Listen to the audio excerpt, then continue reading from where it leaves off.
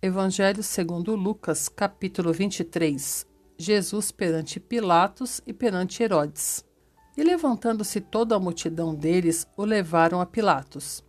E começaram a acusá-lo, dizendo: Havemos achado este pervertendo a nossa nação, proibindo dar o tributo a César e dizendo que ele mesmo é Cristo, o rei.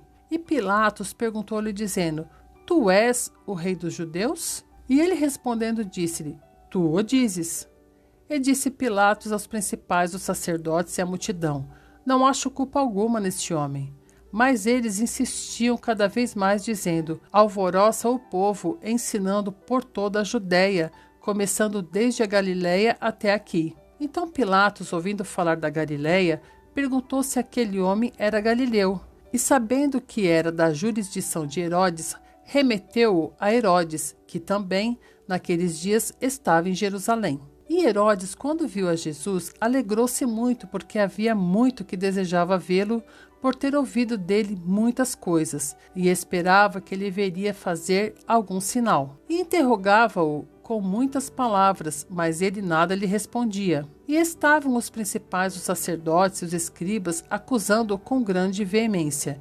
E Herodes, com os seus soldados, desprezou-o e, escarnecendo dele, vestiu-o de uma roupa resplandecente e tornou a enviá-lo a Pilatos. E no mesmo dia, Pilatos e Herodes, entre si, se fizeram amigos, pois dantes andavam em inimizade um contra o outro. E convocando Pilatos, os principais dos sacerdotes, os magistrados e o povo, disse-lhes: Haveis-me apresentado este homem como pervertedor do povo, e eis que, examinando-o na vossa presença, nenhuma culpa de que o acusais acho neste homem, nem mesmo Herodes, porque a ele vos remeti, e eis que não tem feito coisa alguma digna de morte. Castigá-lo-ei, pois, e soltá-lo-ei. E era-lhe necessário soltar-lhes um detento por ocasião da festa. Mas toda a multidão clamou a uma, dizendo: Fora daqui com este e solta-nos Barrabás. Barrabás fora lançado na prisão por causa de uma sedição feita na cidade e de um homicídio. Falou, pois, outra vez Pilatos, querendo soltar a Jesus. Mas eles clamavam em contrário, dizendo: Crucifica-o, crucifica-o. Então ele, pela terceira vez, lhes disse: Mas que mal fez este? Não acho nele culpa alguma de morte. Castigá-lo-ei, pois, e soltá-lo-ei. Mas eles instavam com grandes gritos, pedindo que fosse crucificado. E os seus gritos e os dos principais dos sacerdotes redobravam. Então Pilatos julgou que devia fazer o que lhes pediam, e soltou-lhes o que fora lançado na prisão por uma sedição e homicídio, que era o que pediam, mas entregou Jesus à vontade deles. Jesus a caminho do Gólgota. E quando o iam levando, tomaram um certo Simão Cirineu, que vinha do campo, e puseram-lhe a cruz às costas, para que a levasse após Jesus. E seguiu grande multidão de povo e de mulheres, as quais batiam nos peitos e o lamentavam. Porém Jesus, voltando-se para elas, disse: Filhas de Jerusalém, não choreis por mim, chorai antes por vós mesmas e por vossos filhos. Porque eis que hão de vir dias em que dirão: Bem-aventuradas as estéreis, e os ventres que não geraram, e os peitos que não amamentaram. Então começarão a dizer aos montes: Caí sobre nós, e aos outeiros: Cobri-nos. Porque se ao madeiro verde fazem isso, que se fará ao seco? E também conduziram outros dois, que eram malfeitores, para com ele serem mortos. A crucificação. E quando chegaram ao lugar chamado a Caveira, ali o crucificaram, e aos malfeitores, um à direita e outro à esquerda. E dizia Jesus: Pai, perdoa-lhes, porque não sabem o que fazem. E repartindo as suas vestes, lançaram sortes.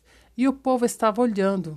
E também os príncipes zombavam dele, dizendo: Aos outros salvou, salve-se a si mesmo, se este é o Cristo, o escolhido de Deus. E também os soldados escarneciam dele, chegando-se a ele e apresentando-lhe vinagre, e dizendo: Se tu és o rei dos judeus, salva-te a ti mesmo.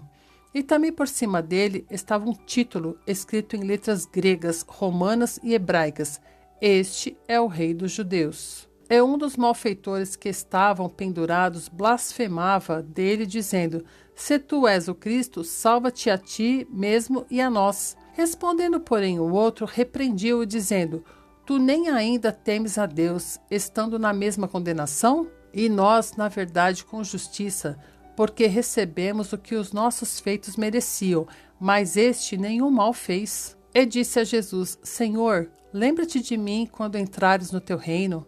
E disse-lhe Jesus: Em verdade te digo que hoje estarás comigo no paraíso. E era já quase a hora sexta, e houve trevas em toda a terra até a hora nona, escurecendo-se o sol, e rasgou-se ao meio o véu do templo.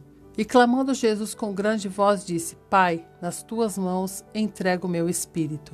E havendo dito isso, expirou.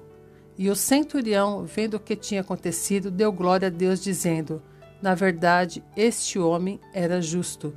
E toda a multidão que se ajuntara a este espetáculo, vendo o que havia acontecido, voltava batendo nos peitos. A sepultura de Jesus. E todos os seus conhecidos e as mulheres que juntamente o haviam seguido desde a Galiléia estavam de longe vendo essas coisas. E eis que um homem por nome José, senador, homem de bem e justo, que não tinha consentido no conselho e nos atos dos outros, natural de Arimateia, cidade dos judeus, e que também esperava o reino de Deus, este, chegando a Pilatos, pediu o corpo de Jesus. E, havendo-o tirado, envolveu-o num lençol e pô-lo num sepulcro escavado numa penha, onde ninguém ainda havia sido posto. E era o dia da preparação, e amanhecia o sábado.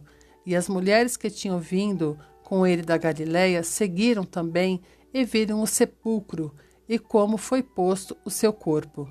E voltando elas, prepararam especiarias e ungüentos e no sábado repousaram, conforme o mandamento.